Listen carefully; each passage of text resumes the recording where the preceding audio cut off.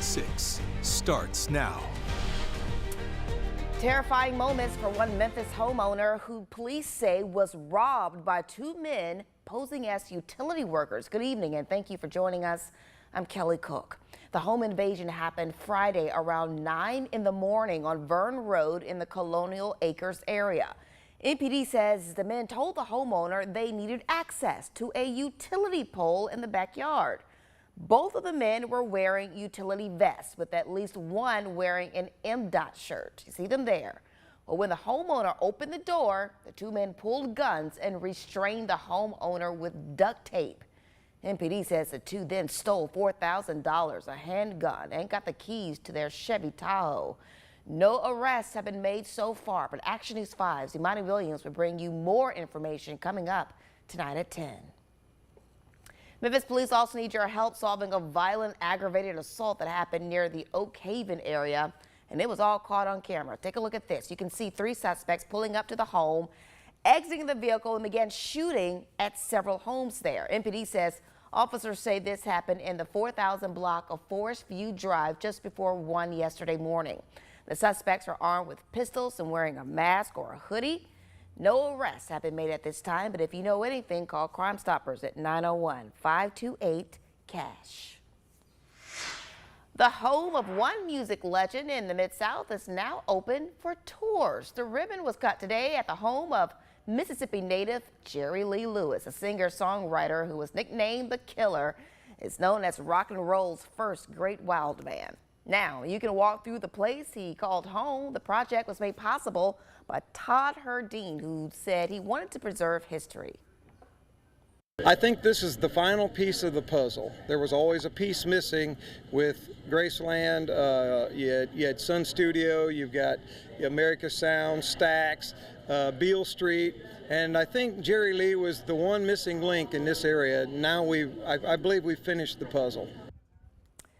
The house is filled with different artifacts like golden records, his piano, and much more. If you are interested in the tour, you can find a link on our website at actionnews5.com. A community organization is meeting people where they are to help get them registered to vote. Beyond the Reach was at Morris Park today getting the unhoused registered to vote. The organization works to feed and clothe the homeless and help them find jobs. Today, those who showed up were able to get a hot meal, fellowship with local church organizations, and register to vote for the upcoming election. We heard from an organizer who said this election is important and will be a big impact on the unhoused community. It can really benefit them if they vote. It can really benefit them. Then they had that opportunity to make a difference. The voter registration deadline is October 7th. Several young women were out in Frazier today celebrating the Memphis Fire Hero Day. The Memphis Fire Department and Girl Scouts Heart of the South had young women out for a day of empowerment at the Chester Anderson Fire Campus. The Memphis Fire Department's Hero Day teaches young women about careers in fire and emergency services, something Memphis Fire Chief Gina Sweat wishes she knew about while she was growing up. So sometimes if you see people that look like you that are doing a job that you didn't realize you had the opportunity to do, then it is encouraging and lets you know that you can do some things maybe you didn't realize you could do. This event offered every girl in attendance a hands-on experience at stations for firefighting, EMS, and emergency dispatching.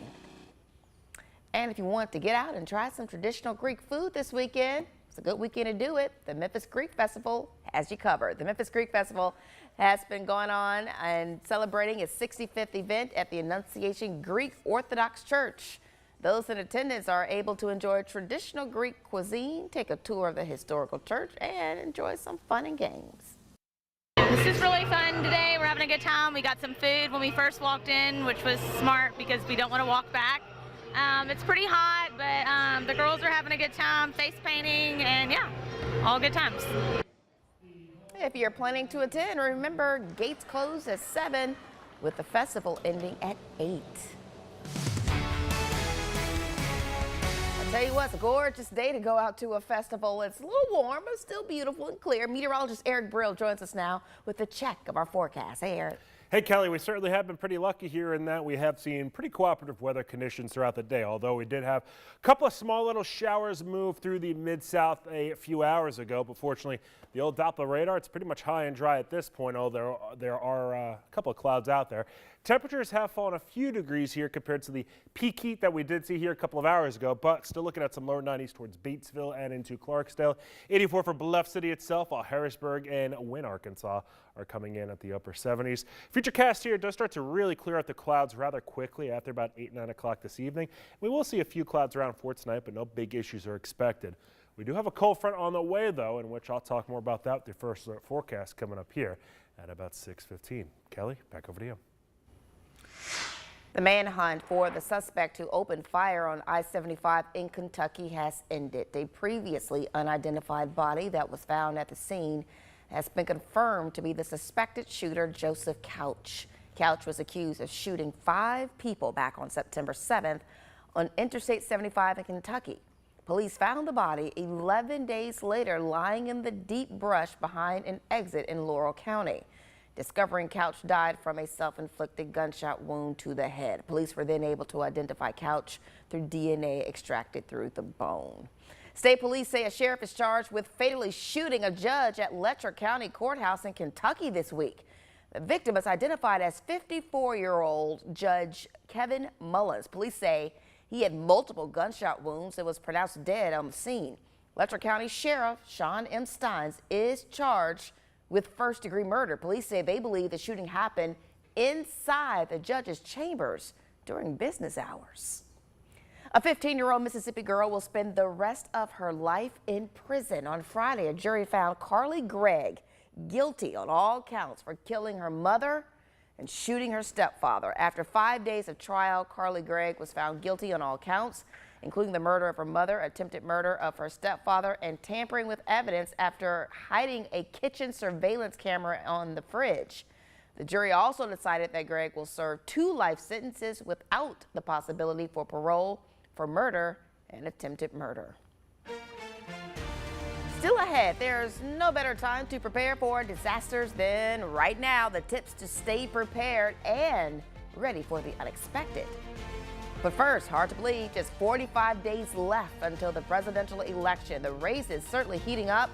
The controversy surrounding Republicans as the vice president continues her campaign trail.